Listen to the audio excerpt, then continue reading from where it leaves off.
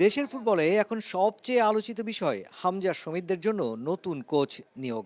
বাফুফে ভবন থেকে শুরু করে ক্রীড়া সাংবাদিক মহল, এমনকি সাধারণ ফুটবল সমর্থকদের মাঝেও চলছে আলোচনা আর অপেক্ষা। কবে আসবে নতুন কোচ, সেই প্রশ্নেই কাটছে দিনরাত। একাধিকবার সময়সীমা ঘোষণা করেছে বাফুফে।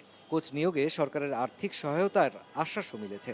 এরপরও এখনও চূড়ান্ত হয়নি জাতীয় দলের নতুন হেড কোচের নাম। শুরুতে আলোচনা ছিলেন ওয়েলসের কোচ ক্রিস কোলম্যান, তবে জানা গেছে তার এজেন্টের অতিরিক্ত আর্থিক চাহিদা এবং ফিফার নিয়মের বাইরের কিছু শর্তে আপত্তি জানিয়েছে বাফুফে। ফলে কোলম্যান যে এখন বাফুফের প্রথম পছন্দ নন, সেটাই স্পষ্ট করলেন বাফুফে সভাপতি তাবিদ আওয়াল।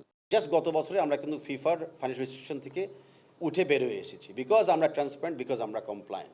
তো সেই জায়গা থেকে আনফর্চুনেটলি আমরা আর নড়তে পারি নাই। তো সেই যাত্রাটা সেখানেই শেষ হয়ে যায়। এখন আমাদের প্রক্রিয়া চলছে যে আরেকজন কোচের সাথে ফাইনাল করার জন্য।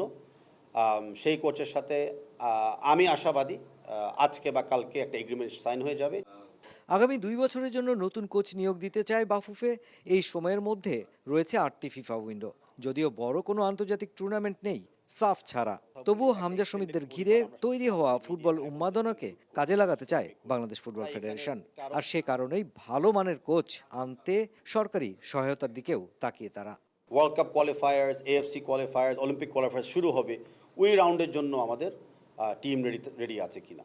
যেই কোচই আমরা নিয়োগ করব, আমাদের বিবেচনা আছে যে সেই কোচের দায়িত্ব কিন্তু এই 2টি বছরে 8টা ফিফা উইন্ডো, সো ম্যাক্সিমাম হয়তো 16টা ম্যাচ আমরা সেই জায়গায় আমরা খেলতে পারবো। নানা ইস্যুতে লাল সবুজের কোচ হবার তালিকা থেকে কোলম্যানকে বাদ দিয়েছে বাফুফে। তবে হামজা, জামাল আর সমিতদের কোচ হবার জন্য অভিজ্ঞতার বিচারকে কোনোভাবেই ছাড় দিতে রাজি নয় বাফুফে। আর হঠাৎ রাখার সংবাদ সম্মেলনে সেই বিষয়টি একেবারে পরিষ্কার করলেন বাফুফে সভাপতি তাবিদ আওয়াল। Mushfiqur Rahman, star play, Dhaka.